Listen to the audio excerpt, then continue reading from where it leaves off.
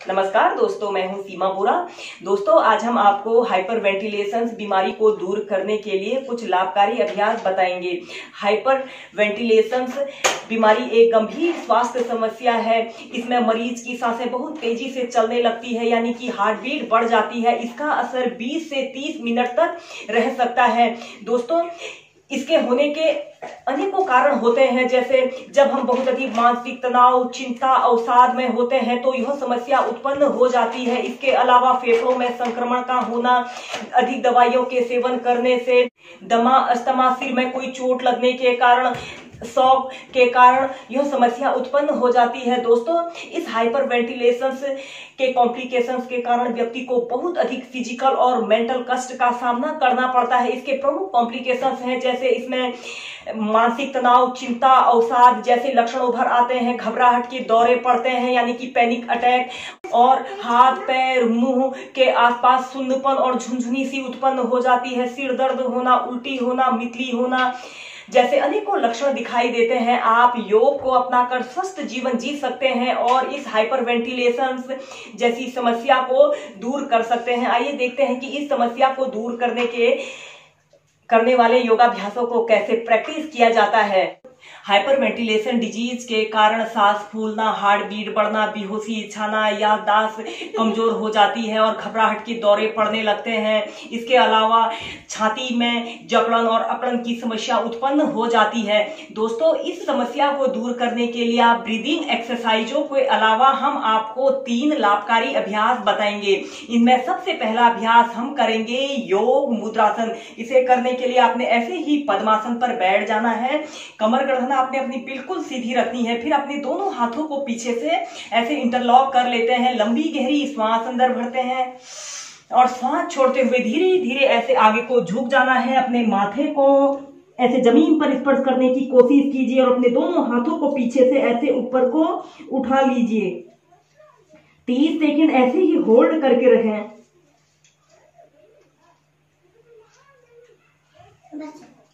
Normal breathing. फिर श्वास अंदर भरते हुए ऐसे धीरे धीरे प्राइमरी स्टेज में आ जाते हैं। पहले ऐसे ही इस अभ्यास को आप मेंटेन करके प्रैक्टिस कीजिए, फिर आप इसे तीव्रता से भी प्रैक्टिस कर सकते हैं। लंबे गहरे श्वास प्रश्वास के साथ आप इस अभ्यास को प्रैक्टिस करेंगे। लंबी गहरी श्वास अंदर भरते हैं और श्वास छोड़ते हुए धीरे धीरे ऐसे आगे को झुक जाते हैं। अपने सिर को ऐसे जमीन पर स्पर्श करते हैं और अपने दोनों हाथों को पीछे से ऐसे ऊपर को उठा लेते हैं। श्वास को रोक कर रखते हैं। फिर श्वास अंदर भरते हुए ऐसे प्राइमरी स्टेज में आ जाते हैं। श्वास अंदर भरते हैं, श्वास छोड़ते हुए आगे को झुक जाते हैं।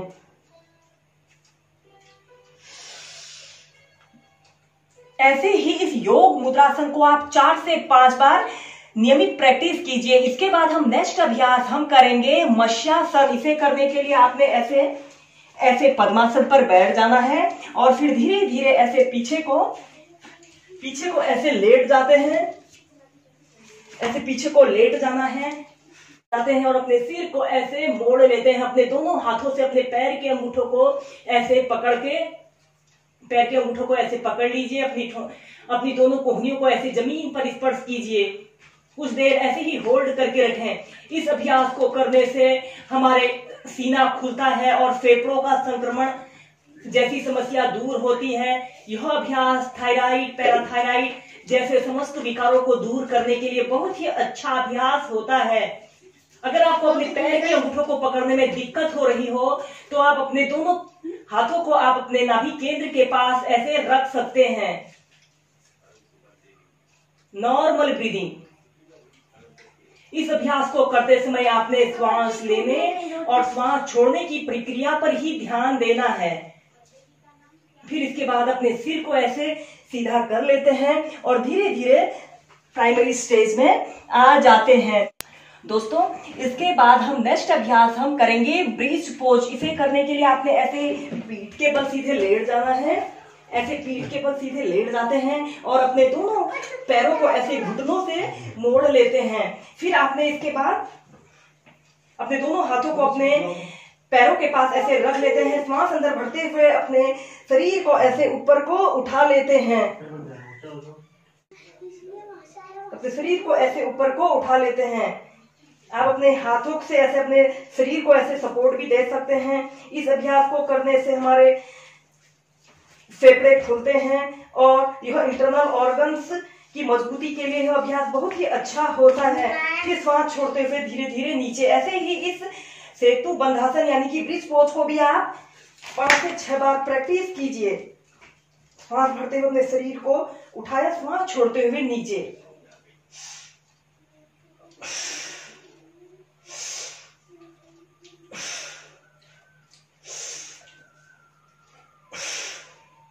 फिर धीरे धीरे ऐसे प्राइमरी स्टेज में आ जाते हैं। दोस्तों, इन अभ्यासों के अलावा आप कपालभाति प्राणायाम, अनुलोम विलोम प्राणायाम और भस्त्रिका प्राणायाम को भी नित्य प्रति 15 से 20 मिनट प्रैक्टिस कीजिए। कपालभाति प्राणायाम को करने के लिए आपने ऐसे ही पद्मासन में बैठकर कमर गर्दन बिल्कुल सीधी रखनी है और अपने दोनों हाथों को ज्ञान मुद्रा, वायु मुद्रा, ध्यान की किसी भी मुद्रा में अपने घुटनों के ऊपर ऐसे रख लेना है। फिर आपने इस कपालभाति प्राणायाम को करते समय श्वास को बाहर छोड़ना होता है। इसे एक बार कर लें। सबसे पहले आपने श्वास को अंदर भरते हैं, फिर तीव्रता से आप श्वास को बाहर छोड़ना है।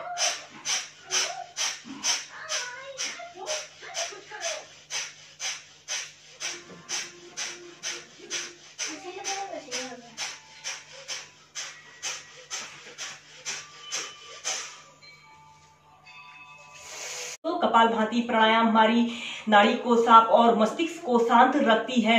यह हमारी फेफड़ों की सफाई करने के साथ साथ हमारे फेफड़ों के ब्लॉकेज को खोलने के लिए बहुत ही अच्छा अभ्यास होता है। इसे एक बार कर लें। सबसे पहले आप श्वास को अंदर भरते हैं, फिर आपने श्वास को बाहर छोड़ना है।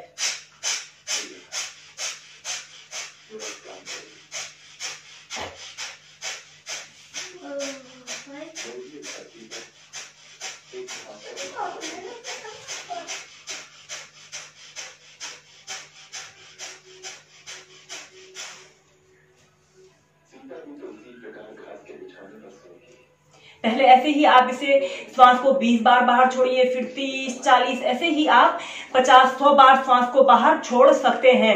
इसके बाद हम करेंगे भस्त्रिका प्राणायाम। इस अभ्यास को करते समय आपने लंबे श्वास को अंदर भरना होता है और फिर श्वास को बाहर छोड़ना होता है।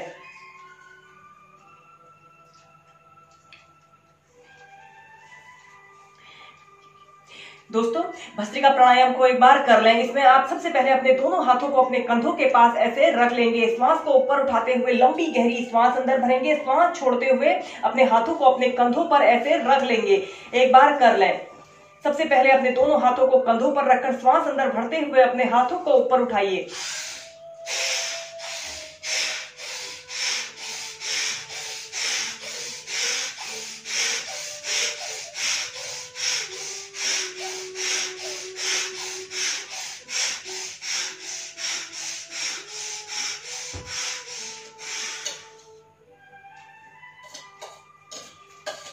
दोस्तों, इन अभ्यासों और प्राणायामों के नियमित प्रैक्टिस करने से आप हाइपरवेंटिलेशन जैसी बीमारी से छुटकारा पा सकते हैं और स्वस्थ जीवन जी सकते हैं। वीडियो देखने के लिए धन्यवाद। मेरा यह वीडियो पसंद आए इसे लाइक कीजिए, शेयर कीजिए। अगर आपने मेरे चैनल को सब्सक्राइब नहीं किया है, चैनल को सब्सक्राइब करें। धन्यवाद।